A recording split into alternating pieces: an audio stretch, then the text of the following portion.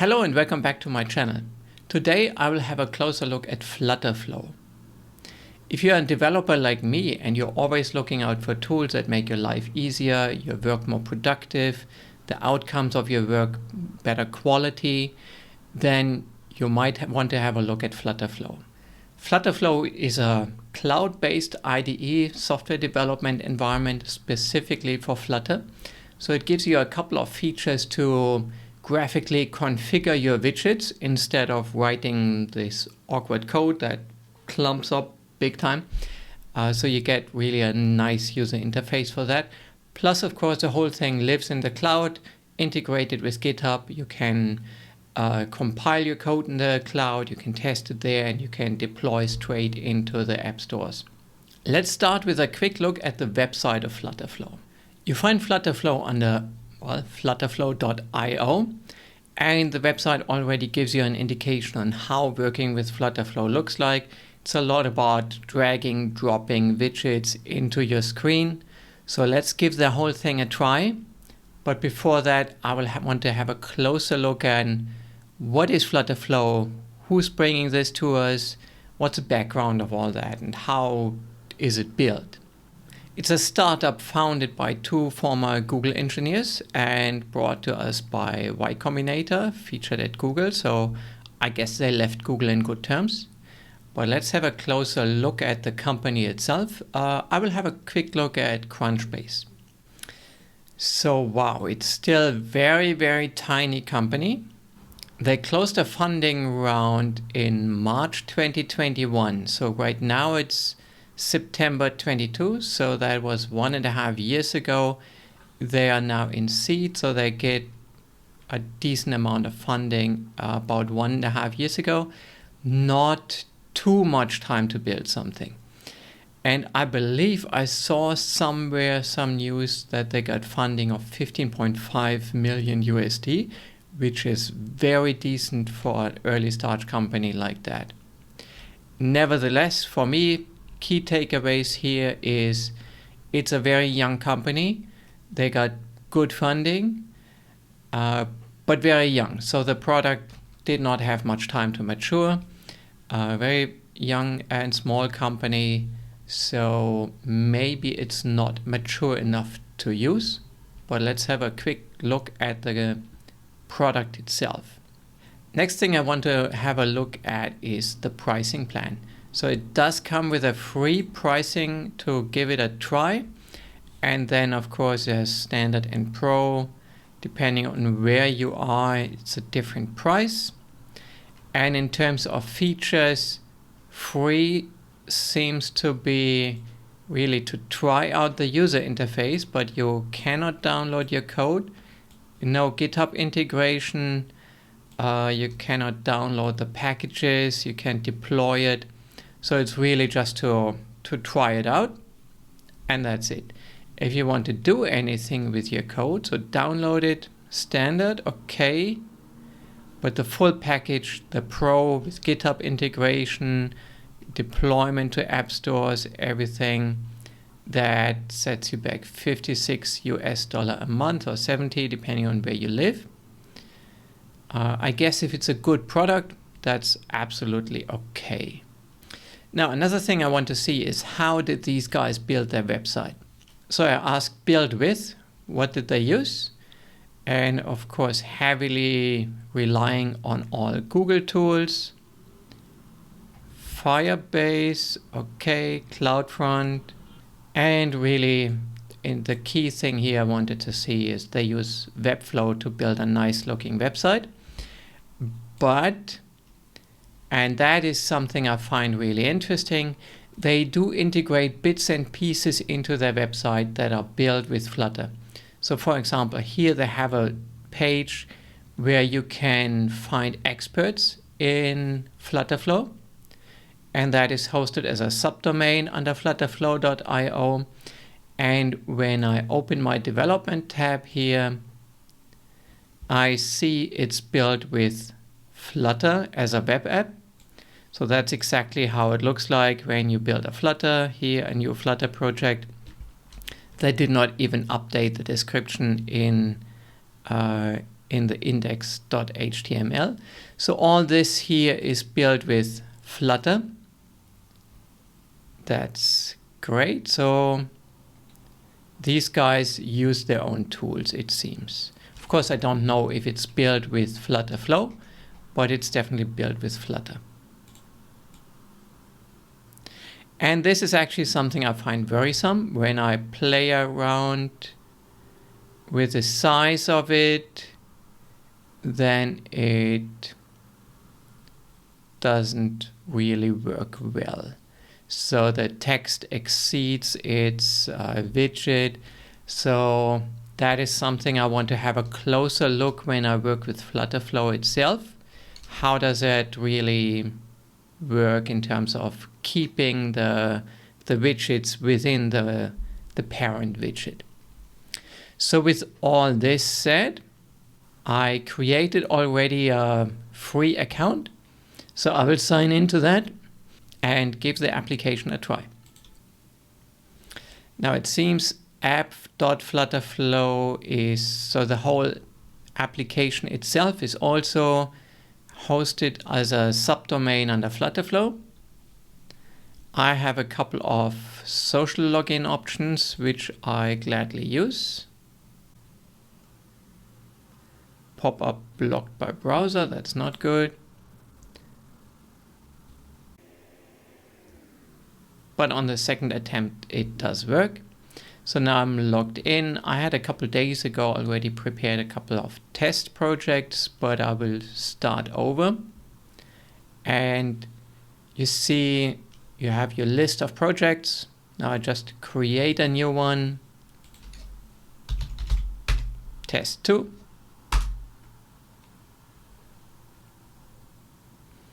And it tries again to give me a bit of an introduction. They use a lot of videos hosted on another Google tool, of course, YouTube. So that's great. You get a YouTube channel with a lot of introduction videos, tutorials, how to use it. That's fantastic. But I just want to start building. Now, here I have a screen of a phone and I can change the canvas size to something, whatever I want. So I have to use the pixels myself. I cannot rely on predefined sizes of standard phones or something like that. And actually this is something very important for me personally and my experience, because it's the app I built doesn't only have to look good on a predefined canvas size in a tool. It will be used on a variety of different phones and tablets. Some are tiny, some are big, and it has to look good on all of them. And building it just for one particular size, then you might wake up when it's deployed on random phones and people are complaining or it's crashing or it doesn't look good. So that's a critical thing. Now you can, here you can pick a couple of predefined phones. So a critical one from my experience was always the iPhone SE, because it's really tiny, and that is not here. So building for a large screen is very different than a small one. So they do have the iPhone 12 mini. Let's give that one a try. But I do believe the SE has a smaller screen still. Now, what I can do is I can stack my widgets in here. So let's try with a column. And in this column, I put a row in here, and the row will have a couple of text. Hello world. And another. So one world and one hello. Now I have two widgets and I want to add something different, an image. So that's now centered underneath that column. And you see here on the right all the different parameters that you're probably used to from your coding itself. So you have main axis size, you can distribute your elements along the main axis or the cross-axis alignment. So you can center, you can put it on the left, on the right, you can distribute in different space around. You have all the options you're familiar with, and same also on the column. Now let's go to the column, and I want to have this spread out, actually more like this. So now you see the column, of course, now these two items here.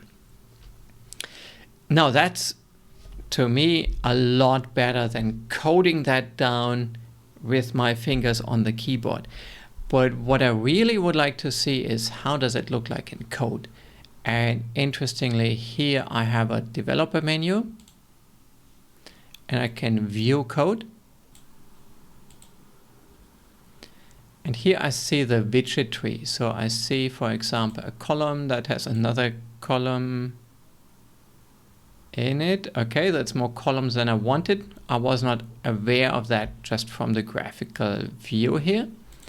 And then I see the row inside, and here I see the actual source code.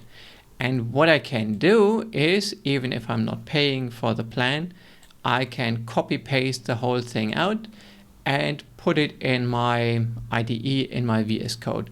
So I can use this editor to basically paint graphically the user interface and then copy paste the code into my development environment for free. So that might be an easy way to design your widgets and maybe also to learn Flutter and how to configure these widgets. Now back to the graphical environment. I have now here a couple of text widgets. One of my critical concerns on the whole thing is, let me add another text into the whole thing in the middle. And here I say,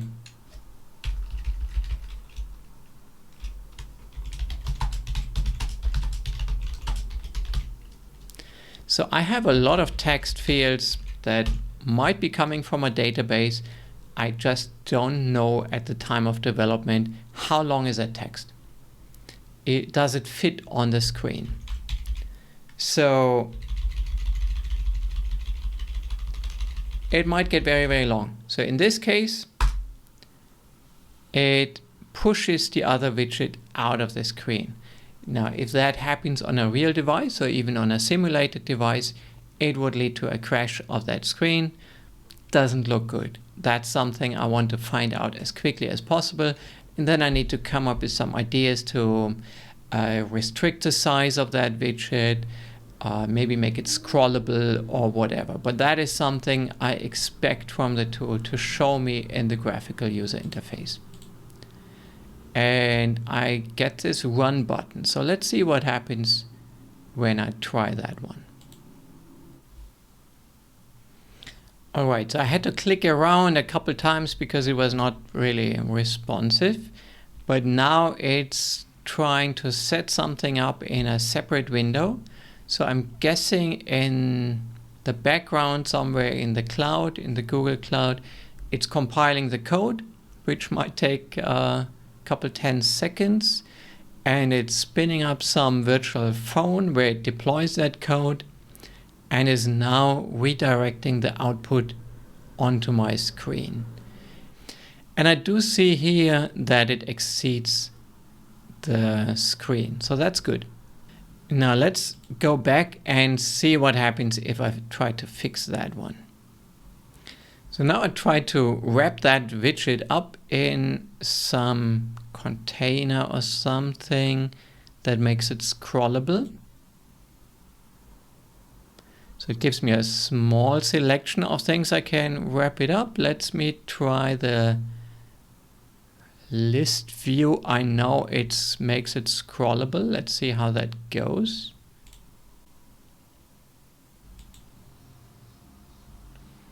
So here I have my widget tree, so I can navigate more easily to the different widgets.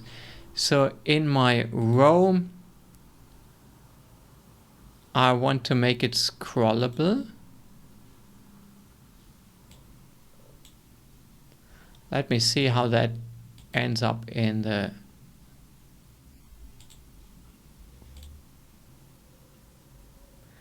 So back in my test environment here, I click instant reload.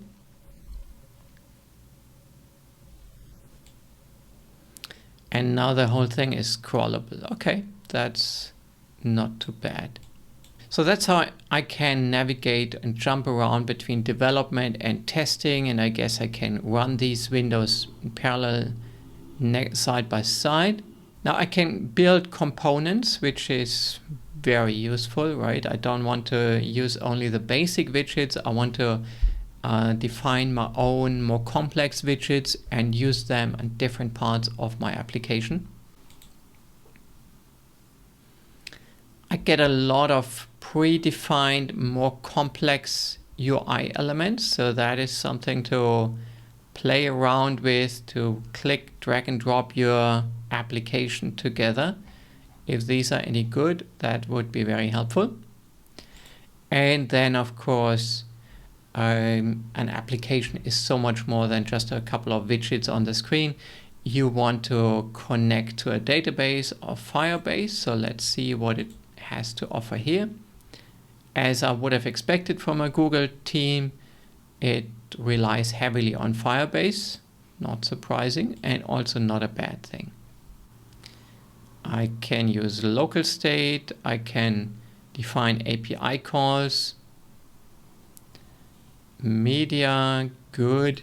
I have a way to bring in my custom code that I can wire up at different parts of my application.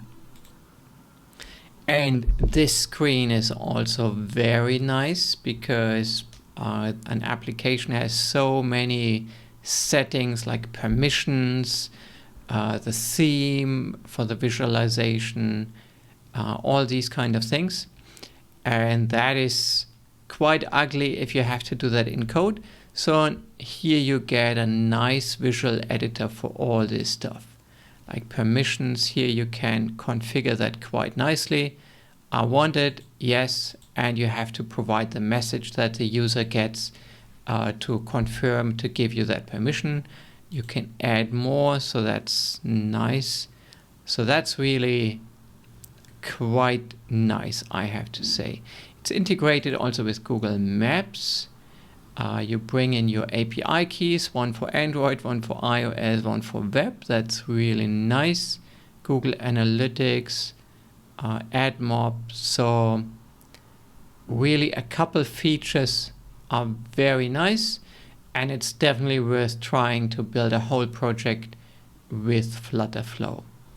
Now, a couple of things I'm somewhat concerned with: using a tool, relying heavily on that tool.